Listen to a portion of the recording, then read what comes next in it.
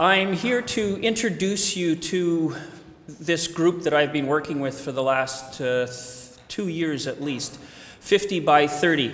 And 50 by 30 started with just a group of people. You can see the different organizations that we are associated with, getting together to talk about sustainability and sustainable communities. In fact, we called ourselves the Manitoba Initiative for Sustainable Communities, and we talked for quite some time about what that means and how we can get there and all of the contributing factors in the path to a sustainable community. And we ultimately realized, or we were looking for something that would, if we could get our claws into it, if we could approach something that if we were successful would have the most ripple impact, that would have the most effects towards a sustainable community. And we decided that we, being a group a pretty broadly based group, decided that if we were to approach energy or look at energy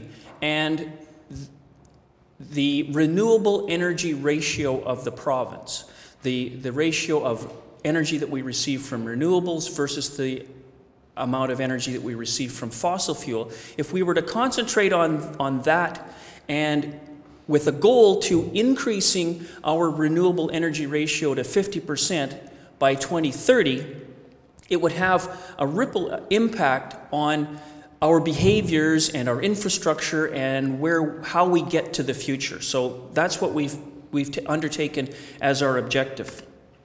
And the reason for it, the reasons for taking this on, is that there is an economic incentive here, and I'll talk about that in just a second. Also, we reduce our greenhouse gas emissions, and we increase the expertise in green industries here in the province. And ultimately, we believe that we can, rather than taking a back seat, we can start to become leaders in these areas. So, how do we get there? First of all, let's look at the energy pie for Manitoba. And an earlier speaker talked about energy and electricity as if the two were equal. And electricity is an energy source, but it's not the only one. And here in Manitoba, we often think of electricity as the only source of energy, but it's not. Electricity amounts to about 30% of our energy pie. And that electricity is used for turning light bulbs on, etc. And some of it is used for electric heat. And you can see that on this slice of this pie here.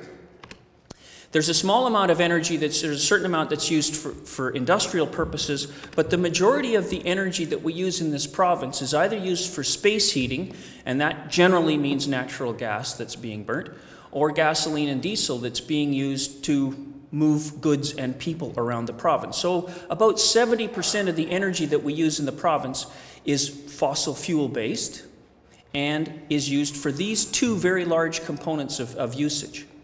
So we have to make a change to this 50 by 30. How are we going to finance that? The beauty of this is that we already are spending this money, and it's more a matter of diverting money that we already spend. We spend about $5 billion a year on energy in this province.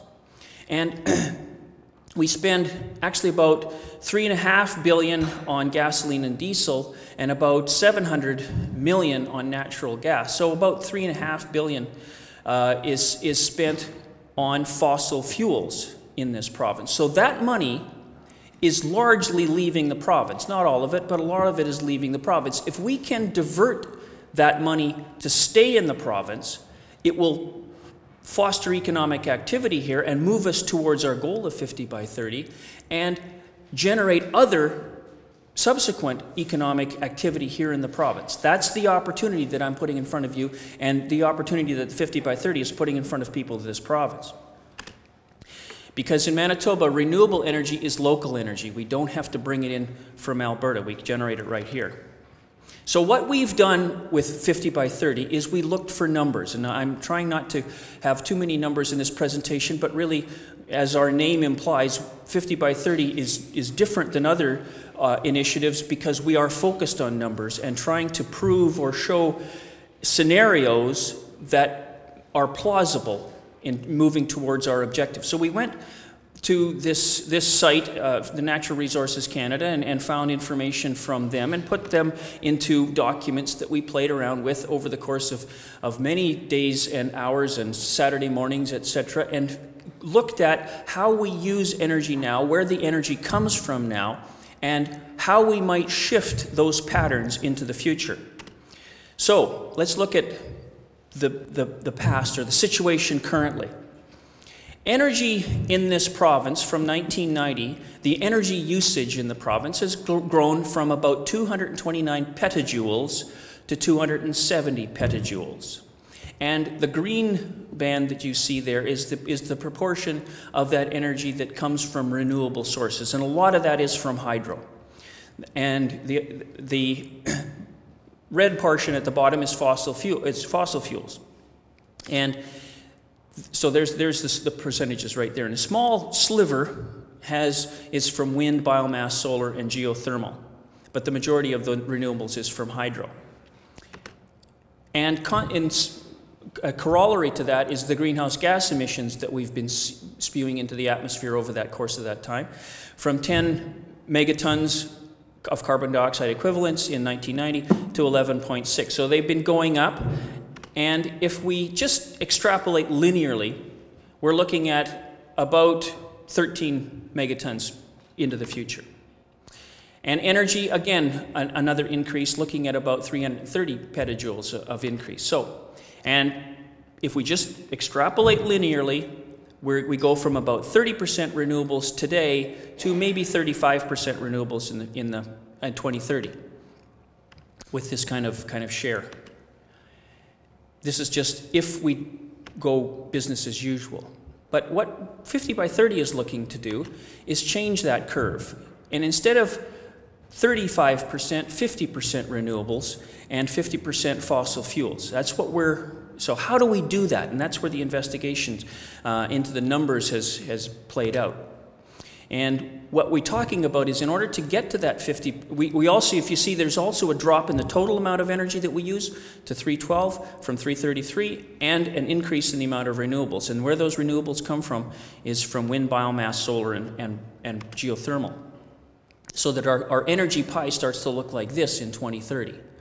And much healthier in terms of the planet. And so back to the numbers here, this is what we're playing with now, is looking at different scenarios. In the columns on the right-hand side, you can see the draft green plan column is the amount of energy that we're looking at coming from these different sources. So instead of 0.6 petajoules from geothermal as of 2008, we're talking about increasing that to 13 petajoules.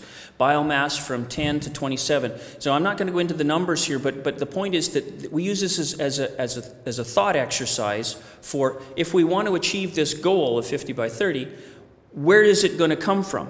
And we can't just keep adding things to the pile. We have to, if you add something extra to one of those streams, you have to or if you want to take away from one, you have to add to another, etc. This is the exercises that we've been undertaking at 50 by 30. And where we use the energy as well, we have to look at where the energy is used. Again, the draft green plan column there, we anticipate there's not going to be much of an increase in residential based on past trends. The hydro's energy efficiency programs, etc., have had some success, but industrial, we need to do more there, etc. This is what we're working on. And the outcome of these projections looks like this. So instead of the business as usual projections to 2030 like this, we anticipate a curve that will look like this, with the consequent benefits to the planet. But there's also the benefits economically to the province by diverting the money that usually leaves the province to stay in the province and to generate not just economic activity but also innovation. In order to get here, you just don't coast to get there. You have to be creative and energetic in order to get there. This is what we're talking about: diverting money from current expenditures. And so, what do we need to do? These are the three areas that we need to look at, need to concentrate on: heating and cooling, transportation, and electricity.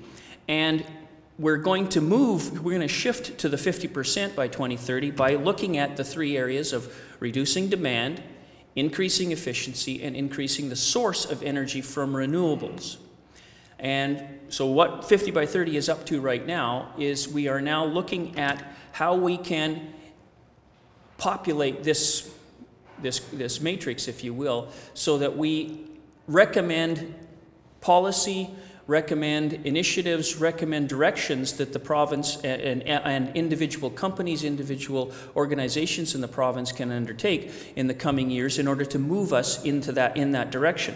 And specifically, we've been very pleased to be invited to participate with the Winnipeg Chamber of Commerce and their Manitoba Bold Initiative. And we think this is a real coup, because if you want to have influence, I think that this group, with the recommendations that they have for policy, will have a potential to really move the rudder off of the straight line. And that's what we're talking about here, is we just move the rudder of the Titanic a little bit off of the straight line, so that over time we can change the course of things and not have the inevitable outcome that we all want to prevent. And that specifically is what we're up to and where we're headed. And if you want to join us, you can actually put your name at 50by30.org, and we'll send you emails and keep you up to date as to our activities as we move forward. Thanks very much.